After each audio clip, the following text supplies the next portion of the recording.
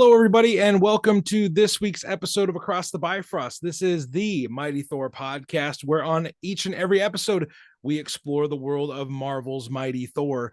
I am Ryan Doze, one of your co-hosts, and my other co-host, Will Rose, is also here.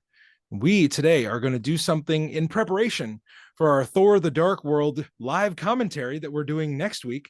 We are going to rank every Thor MCU villain from worst to first today on the episode. Will, are you excited for this really controversial list that we've got composed? My gosh, we're going to break the internet, and the trolls are coming out. The frost giants are coming out.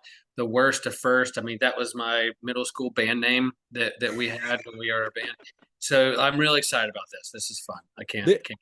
So this is so let's set this up for you as a listener. Here's how we came to these rankings, and here's how we're going to present this list to you. So we all like a good villain. Thor has a few really top tier villains that we're gonna get to at the obviously the end of our list towards the first rankings. But this list was really a community effort. So there were a few of us that, myself, Will, and Faz, your regular co-hosts, we all had an opinion. So we put our rankings together and then we threw it out there to our Thor Core members on Patreon.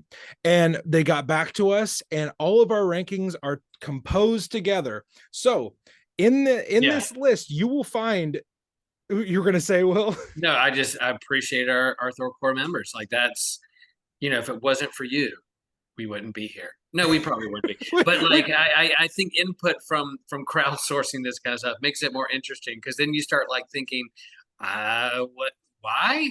Or like, I maybe have a different opinion, but it helps me look at the world differently if someone disagrees with me.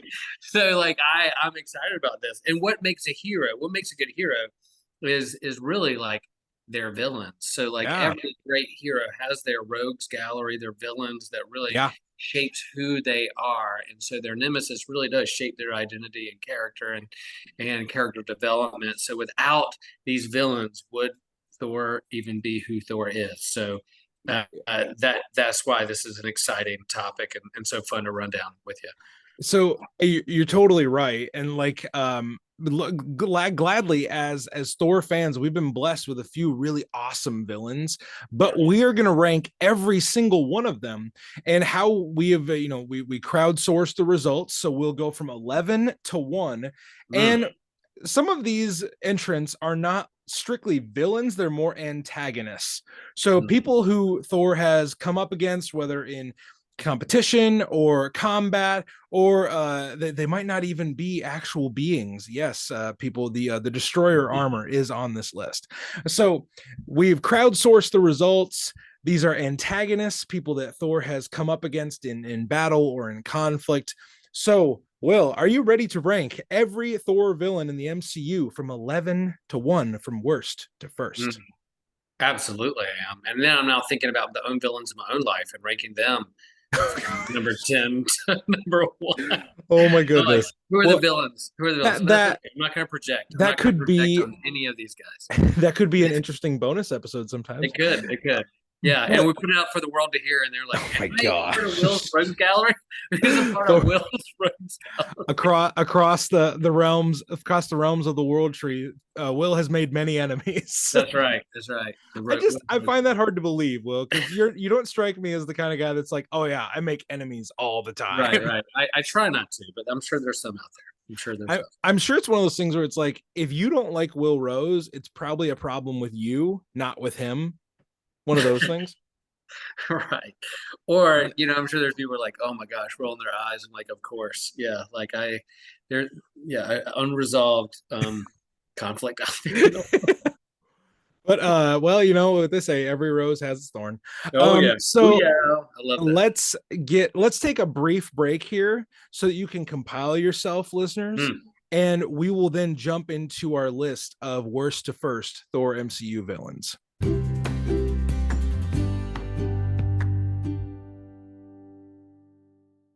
Okay, everybody, we're going to start at number 11.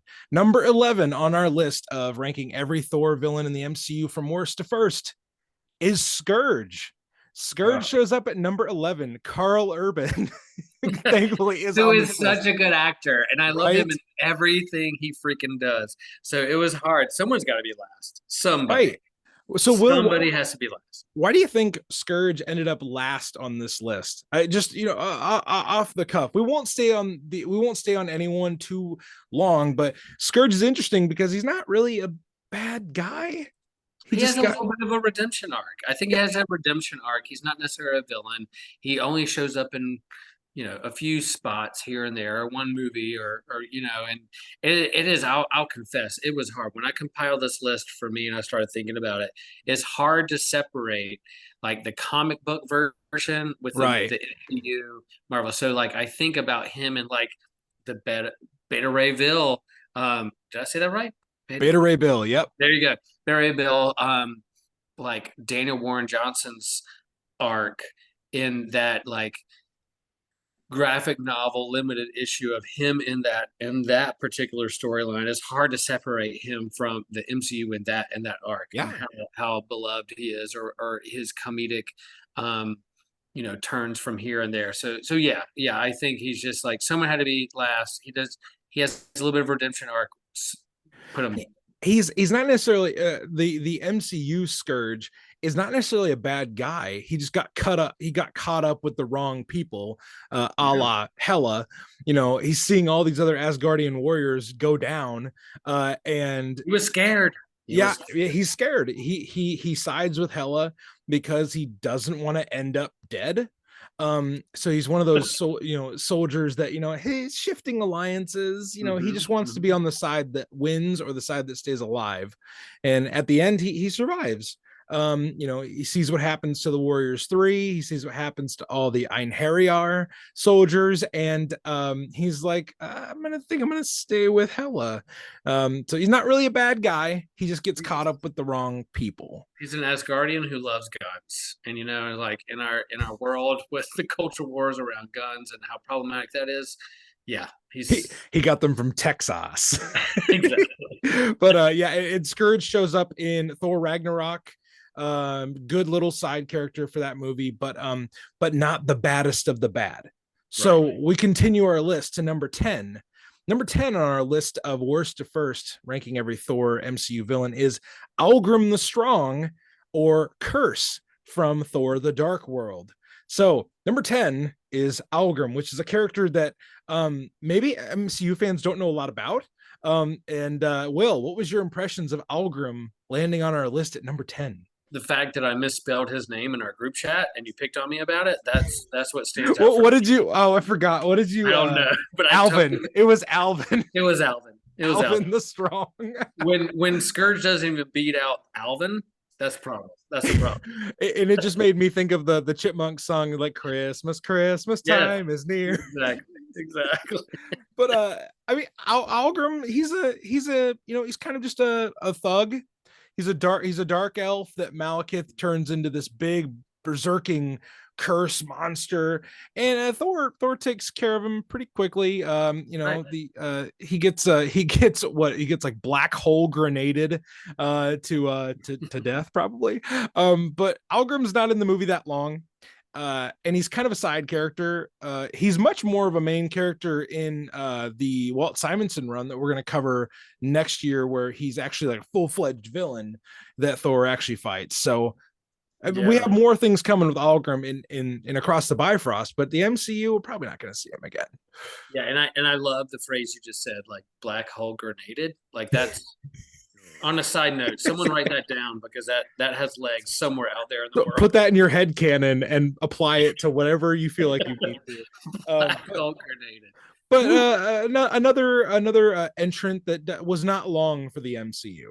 Right. So our number 9 entry on our list of ranking every Thor MCU villain. So where is this, ours or the like Thor core? This is like Thor core right now. So this is all of us together. This is myself, everybody. you, Faz, all the co-hosts of the show, and then our awesome Thor core members. They have really, there were a lot of results on this list. Before we get too far into it, there were a lot of results on this list that without the Thor core, certain villains and certain antagonists were much further down the list, or they were much higher on the list, but their rankings really did shift our opinion and where the aggregate of the list ended up.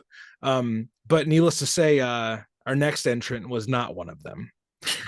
Number 9 on our list is Laufey and the Frost Giants. They are Man. from the first Thor movie predominantly. So Mm-hmm. yeah, opinions on Laufey and the Frost Giants, a classic Thor villain. Classic Thor villain. You got to bring him in. They're such a big part of like, well, Norse mythology to Right. begin with, but also like the origins of Thor and deep connections to Loki. So yeah, like they're there. They're in the family tree. And so but they're a nemesis, and it's hard to separate them from the comics and even like the Jane Foster run Right. of how important they were in terms of like her forming her identity and fighting villains and all that. But that makes sense. Like they're not on the like the zeitgeist or the top things you think of when you think of Yeah. Thor or the MCU. So that's a decent place for them. I look at Laufey and the Frost Giants kind of like how I look at some other villains for different heroes. Like Captain America will always have Hydra, and he'll always fight these kind of nameless Hydra goons. Iron Man always has AIM, and he'll fight these AIM guys that, they're not really a threat. And Thor has the Frost Giants. He's always going to fight Frost Giants, and he's never going to lose to them, ever. So Laufey and the Frost Giants are always going to be there. And because of their connection to Loki, I put them a little higher on my list because of the significance with Loki and Loki being a frost giant and all that. But I thought Laufey and the Frost Giants are fine. They're fine. They're just, Yeah, they are what I they think are. Frost Giants, like they're definitely like again MCU and comics.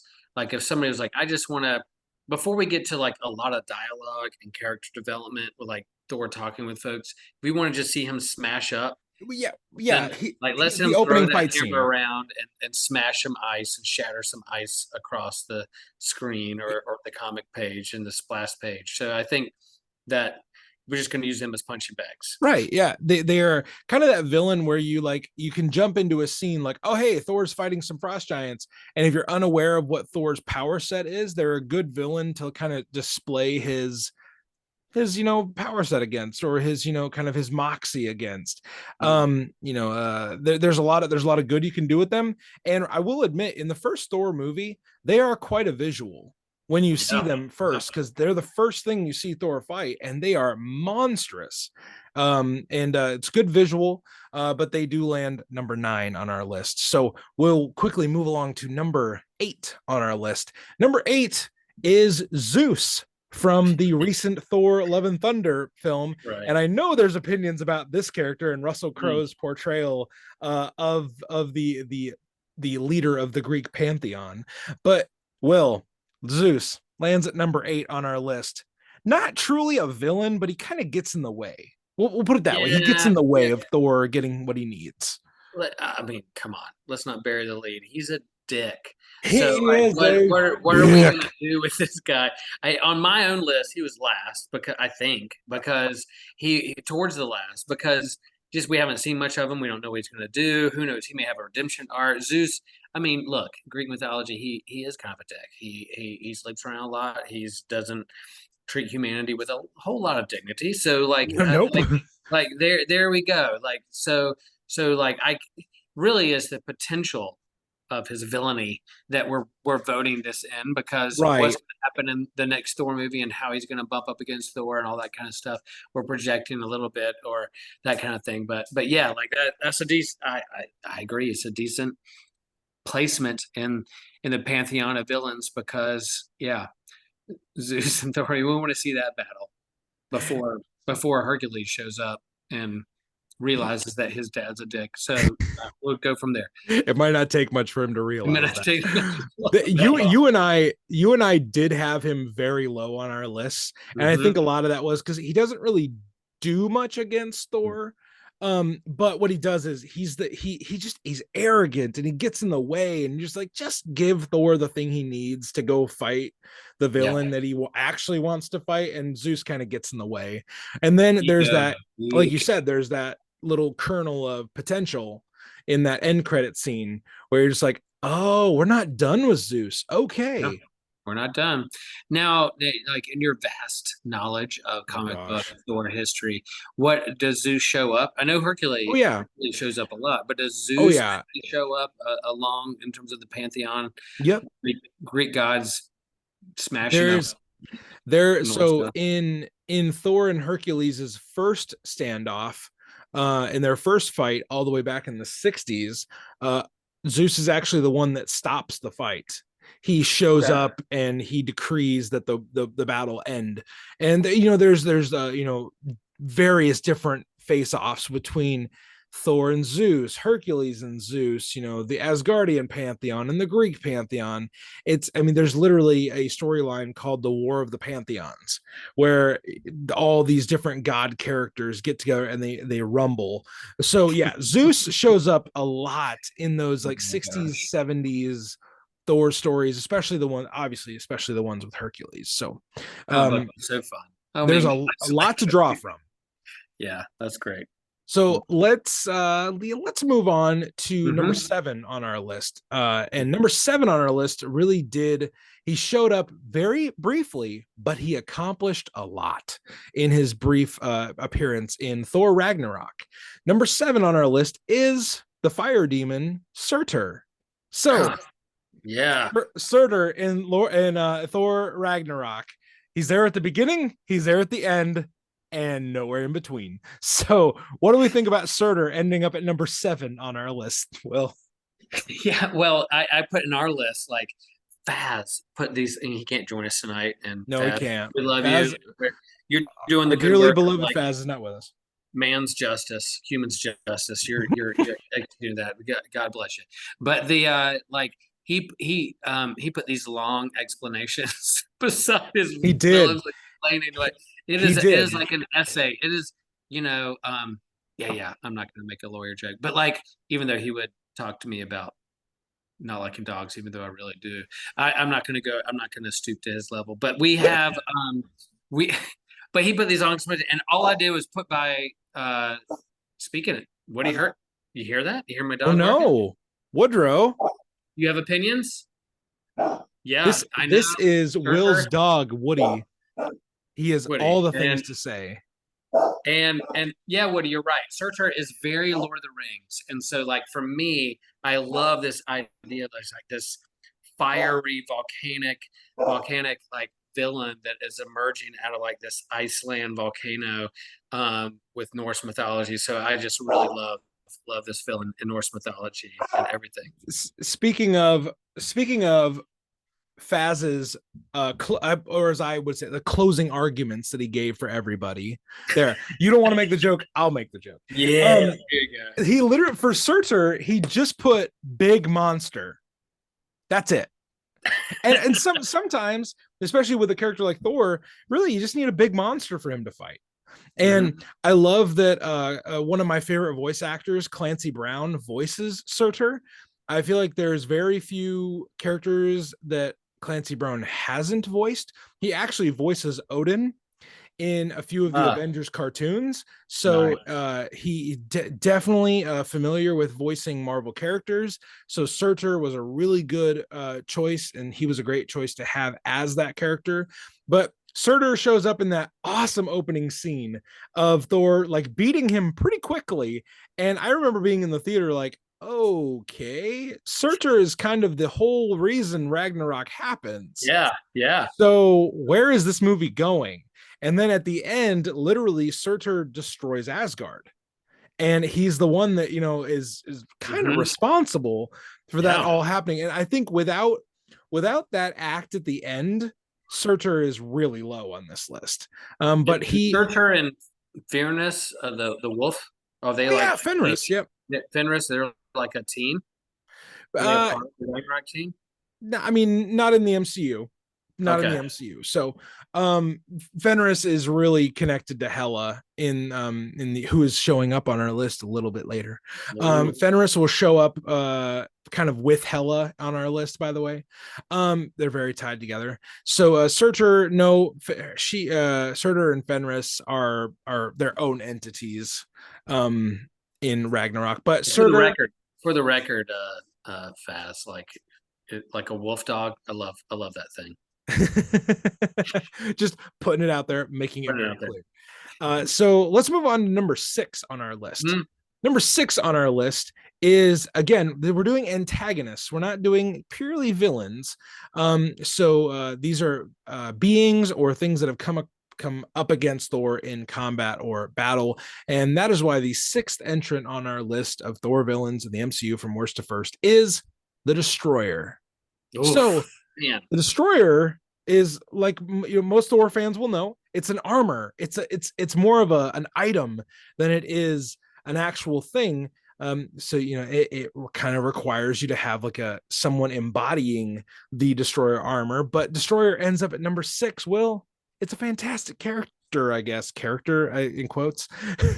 Yeah, like I think it was higher on my list just because it's the OG. Like it's up there Right. at the top of the first You had the movie. Destroyer really high. I did, and it's because like it was in the first movie. It was the first big major villain. Could Thor topple or beat this thing that Odin created to defend whatever? Like Yeah. I don't know, and I don't know where its first appearance is in Thor comics, but I'm sure it's Pretty early. pretty early, and I don't know where he fits at all in Norse mythology. Or was it just a Doesn't. Marvel? It's Not it's at a all. Marvel thing. It's a They had Marvel no, thing. like the early Vikings did not have any concept of like this, like big, huge robot armor thing that's filled with lava that's going to kill people. I don't know. Laser beams. Laser beams for eyes. I doubt the early Norse Vikings had that idea, but like in terms of comics, it's pretty classic. Like a major, huge, giant thing. Can you imagine yourself beating this thing? And it's a good test of strength Yeah. and vigilance. So like, yeah, I ended up pretty high. It's a good one. It's a I good one. When we all put our results together, Will had the Destroyer so high that I was like, Really? what's going on with Will? That's pretty high for the Destroyer. But I really enjoy the Destroyer armor for one reason, because in the part of the movie that Thor faces off against the Destroyer, it's the pivotal worthiness moment. It's the pivotal time where Thor realizes what it means to be a true hero, that it means sacrifice and putting others before Right. yourself. And it's in his conflict against the Destroyer that he kind of comes to that realization. So the Destroyer is he's a good kind of set piece for Thor to have that realization. So the Yeah, Destroyer ends up at number 6. and like it's a venue or a tool for which Thor is second guessing like the motives of his dad.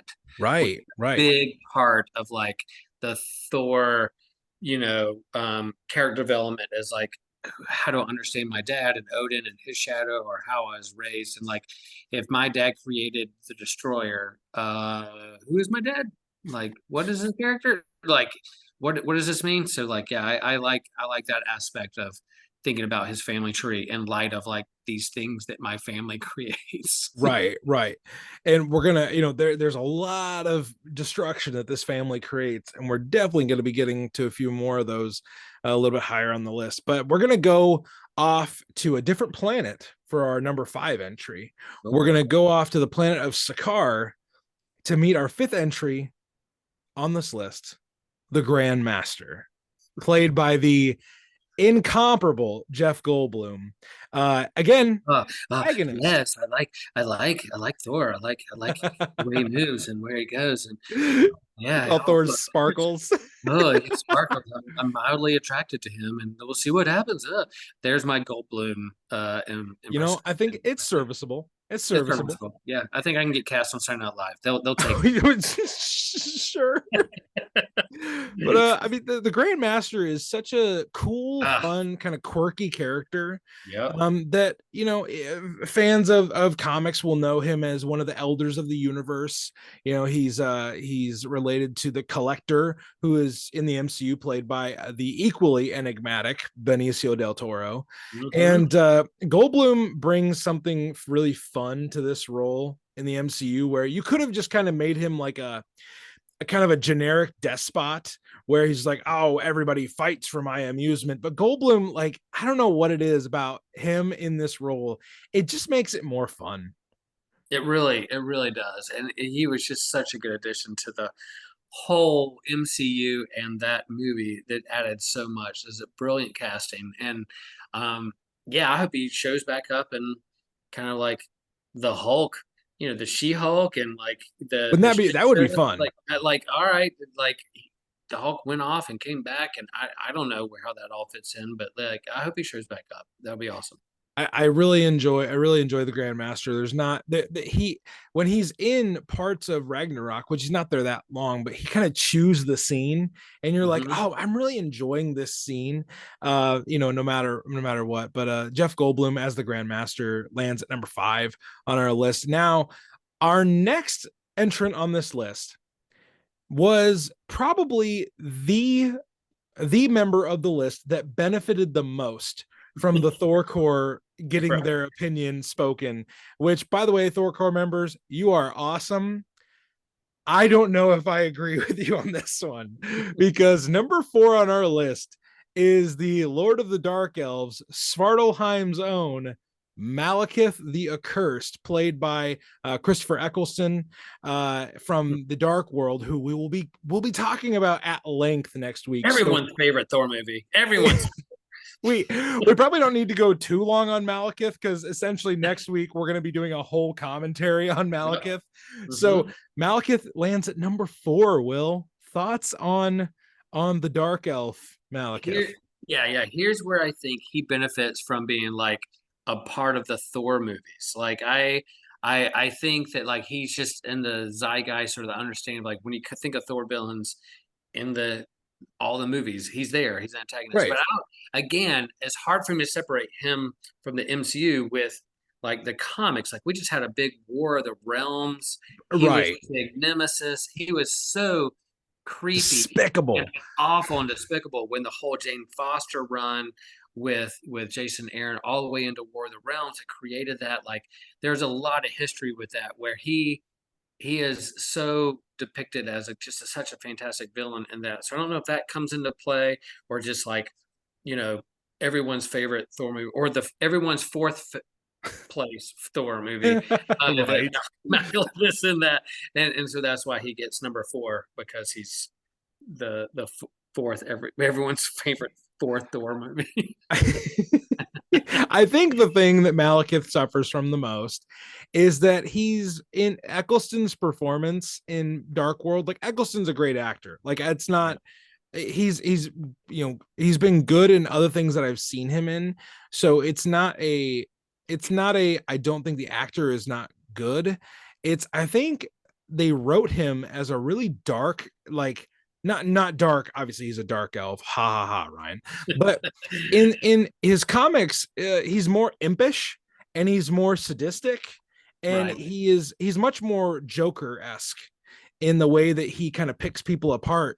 But they kind of stripped him of a lot of that characterization in Dark World, where he literally, his goal is darkness. That's Yeah. his only goal, is darkness. And it's just really hard to connect with that. Yeah. Especially after we had the first movie where Loki is this, he's this bitter brother that hates his older brother because his older brother got everything that he ever wanted, and he just wanted to be loved and accepted. And Thank Malekith is you. just like, no, I want to turn the lights off. Yep. Okay. Really hard to connect with that man. That's right. But Malekith he does land higher on this list in my opinion, because he is a main Thor villain, Right. not only in comics, but he does kind of headline the antagonistic side of Thor the Dark World, which again we will talk about much more next week Mm, during mm, our live commentary. So we're going to take another brief itty bitty break to just remind you about the Thor core and also Thor core members. You just need to know this. Without you, this list looks totally different, and Malekith is probably like number 10 on our list. So you Thor core members are awesome, and we'll be right back after this brief little message.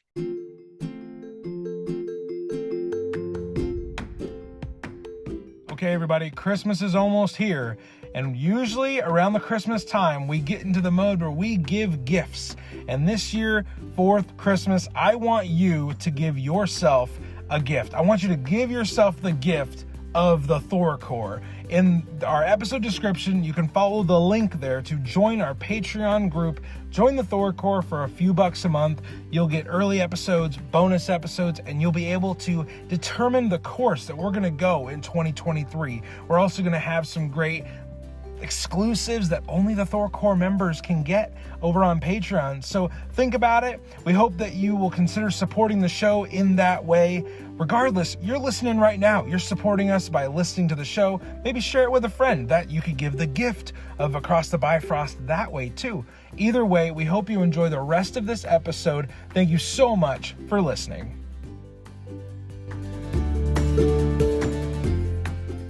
Okay, here we go. The final three. You've probably done some math at this point and realized who the final three are going to be, but you don't know what order they're going to be in. So here we go. Number 3 on our list of Thor MCU villains from worst to first. Number 3 is Hela, the goddess of death. Cate Blanchett for the win. Well, not. I had her higher.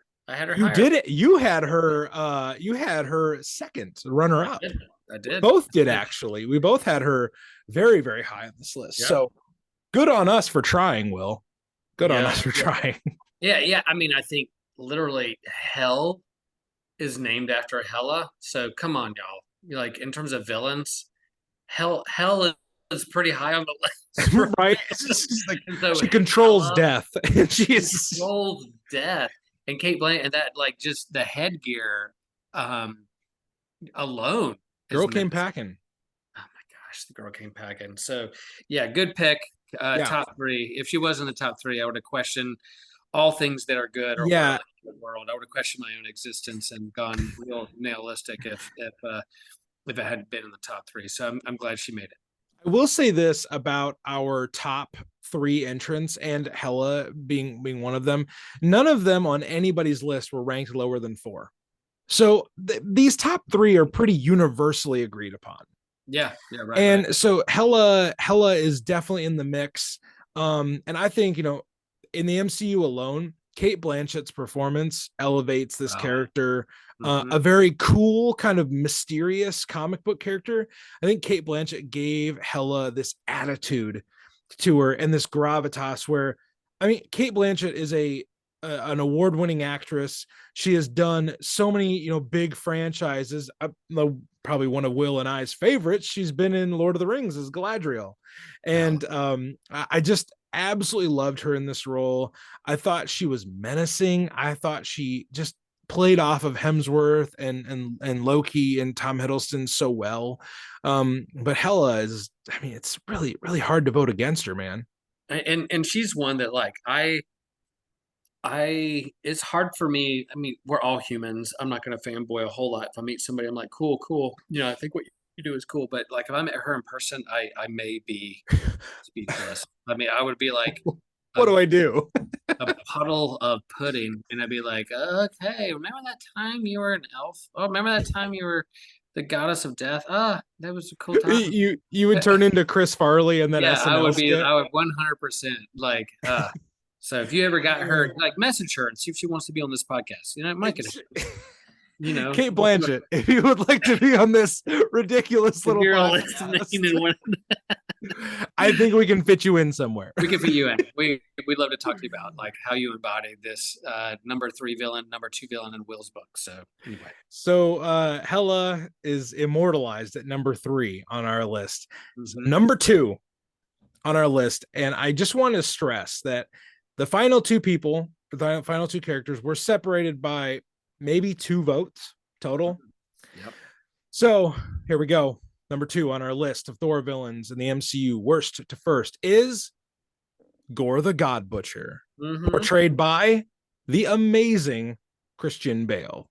So Gore lands at number 2.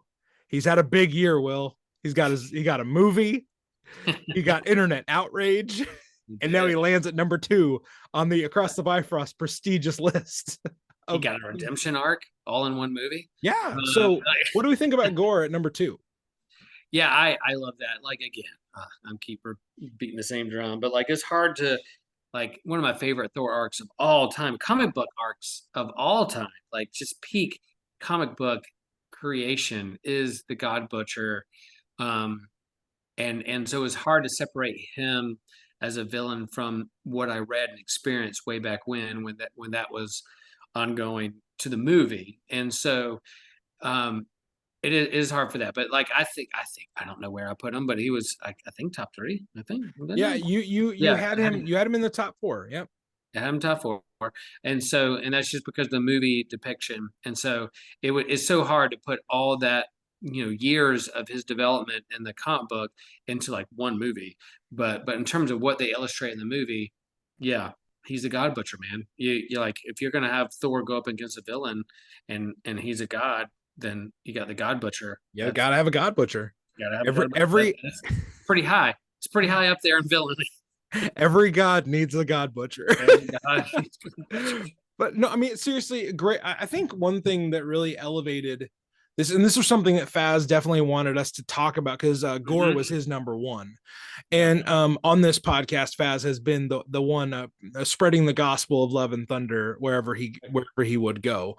So the one thing he really wanted to emphasize was that Christian Bale did this scene chewing performance where he was so weird and uncomfortable. Like, all the scenes with the children are just like, they just kind of make you cringe a little. And that opening scene of him with the arrogant gods, was so good, because immediately you're connected to his anger and his struggle. And I mean, his power set with all the shadow monsters, that's from the comics.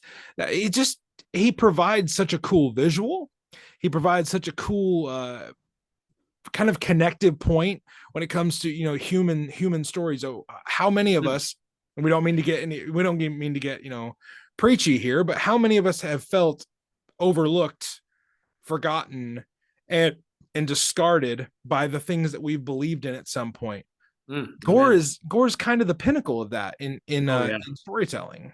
Yeah, it just embodies those kind of big questions that everyone has asked and are legit and authentic. So yeah, he's voicing and embodying the angst, the grief, the questions that people carry around. And so yeah, he carries that weight and deserves to be in the top 3 and deserves to be number 2. Yep. That leaves us with only one more entrant, Will. And I think most people could have predicted this one. Oh yeah, I think so. But again, I stress, our Thor core members and our community of hosts, we went back and forth, and there was only a few votes separating Gore with our first place entrant on this list of Thor MCU villains from worst to first, and that is Loki, the God of Mischief, played by the amazing Tom Hiddleston. Yeah, and yeah, Tom, if you want to come on the podcast, yeah. Tom Hiddleston, if you and Kate Blanchett are hanging out sometime and you just want to have you together and we'll talk about how you embody the characters and what was your motivation. And if you read the comics before, did you read the comics before you? He feels like a guy that would have. I think there's some study and there's some homework that's being done. But yeah, I mean, how could you choose anything else? The OG, the original villain, the nemesis from the get-go, from way back, BC. From Norse mythology through comics, right? Whatever, like Loki's it. So I think who even has his own spin-off series of several spin-off series. Like there's no competition. Loki is the one, and he has his redemption arcs. Is he hero? Is he villain? Does he second guess his ways? Does he wrestle with his identity? Of course he does, and that's like the depth of like a villain one bad day, Breaking Bad, the choices you can make along the way, how are you going to respond to tragedy or trauma, determines what your position and posture in the world. So yeah, Loki deserves number one. Good Uh, choice. he Good was choice. he was my number one pretty clearly because I think Tom, we're talking just MCU stuff. Tom Hiddleston and Chris Hemsworth came into the Thor franchise being relatively unknown. Right. And Hemsworth rocketed, up. He did action movies on the side and he was doing, Avengers movies. But Hiddleston kind of became this like hidden gem where like we could sit back and enjoy a Thor movie and just know that he was going to steal the show. And I think him being so good in the role is what led to the Loki Disney Plus series. Absolutely. We've now gotten to the point in the MCU where Loki has been a, quote unquote good guy or an anti-hero just about as long as he's been a villain. Mm-hmm. And he was the title, villain for the first Avengers movie. So Loki Yep. really has put his stamp on the MCU from the first Thor film upcoming to next summer, Loki season 2. So we're not even done with Loki in the MCU. No, Most not of at these all. characters we're actually done with, but And Loki he's the one continues. that brought the Avengers together in the Right. comics back in the 60s. He's the first villain they face. Mm-hmm. So I think Loki will always be one of those characters where his value to Thor comics, Marvel comics, and the MCU is always going to be understated. Loki is a great character. Tom Hiddleston is a great actor, and he lands at number one on our list of ranking every Thor MCU villain from worst to first. So, fans, listeners, Thor core members, are you Mm. happy with the results? Do you want to I was, rage against us? Do you want to rage mm. against our rankings? Feel free. It's this is the really, like I said, this was a community effort. We put this together. The co-hosts and I and our awesome Thor core members. We were able to put this all together as a team. So thank you everybody that took part in this. And Will, do you got any final thoughts for our rankings of these Thor villains from the MCU? I love the collaborative effort that we all put together. Absolutely. That was fun. Like whenever you do like end of the year rankings or top 10 or favorites or like you Google favorite or top 10 whatever, insert name or geekdom, it's always fun to see. And then you kind of you're judgy yourself, like, oh, I wonder if I put that there or I put that there, what is going on. And that's what's fun about it. But yeah, the collaborative effort, super fun and good to think about all these things. And now, like, I'll confess, like, as we're talking about this, I'm like, I'm gonna watch the first Thor movie tonight, or oh man, I can't wait to watch the Dark World. Like, I can't wait to go back and watch some of these things. Makes me want to watch these movies again and really kind of think through and look at the headliners or the villains in them. That's a good way, an unscripted good way to Mm. segue into what we are talking about next week. I also just want to say I love the collaborative effort. I love our community, our small budding little group of Asgardians Hmm. along the Bifrost. I love you guys. You guys are awesome, and that's why next week we are pulling out all the stops, and we are going to put together a live reaction commentary to Thor the Dark World, where Mm. myself and my fantastic mighty co-hosts are going to be sitting here just chatting every second of that glorious film. We're going to be talking and we're going to just be chatting and hanging out for a little while. So if you Happy birthday, Ryan. Happy it is birthday. kind of my birthday present. So I wanted to do something fun. And Will and Faz and I were just like, hey, let's talk about Dark World. It's it was we did a commentary a while back on the first Thor movie, and we haven't revisited the commentaries. But I feel like right now it's time to do Dark World Mm. as kind of an early Christmas present to you, the great listeners of Across the Bifrost. So I'm sure we will love some things. I'm sure we will not love other things, and I'm sure we will have a few drinks along the way. So it's going to be a lot of fun. That's what we have planned for you next week. So I don't have anything else for today. I hope you've enjoyed this episode, everybody. I hope that wherever you are in this holiday season, no matter where you are in the realms of the world tree, whether you're in Svartalheim, Muspelheim, Niflheim, hopefully you're not in Niflheim because that would imply some stuff. Maybe you're in Midgard, Vanaheim, Alfheim, Svartalheim, Midgard. Oh man, have I named all of them? Maybe. Maybe. But wherever you are, whatever you're doing, however you're preparing for this holiday season, we do ask you to do one thing, and that is to stay worthy.